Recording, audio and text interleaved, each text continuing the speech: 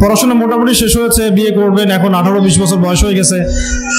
এখন আল্লাহর ওয়াস্তে দুনিয়াবি বিষয়কে সর্বোচ্চ অগ্রাধিকার দিয়েন না, আজীবন পস্তাবেন, এবং একবার পস্তানো শুরু করলেই পস্তানো আজীবনও শেষ হবে।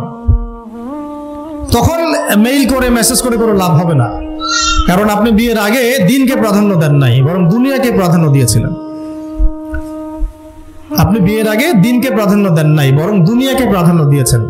যখন আপনি সবসময় পরকালকে, আল্লাহকে, তার রাসূলকে প্রাধান্য দিবেন, দিনকে প্রাধান্য দিবেন, দুনিয়া আল্লাহই গুছিয়ে দিবেন। আর যখন আপনি মানে দুনিয়াকে সর্বোচ্চ অগ্রাধিকার দিবেন, দিন আপনার কাছ থেকে দূরে সরে যাবে। দিনের একটা গায়রত আছে, একটা ব্যক্তিত্ব, দিনের একটা স্বতন্ত্র গায়রত আছে, সে সবার কাছে ধরা দেয় না। যে তাকে মূল্যায়ন করে তার কাছেই দিন আসে, যে তাকে মূল্যায়ন করে না তার কাছে দিন আসে না। দিনদার ছেলেকে প্রাধান্য না দিয়ে বিয়ে করতে যায় না, জীবনটা ধ্বংস।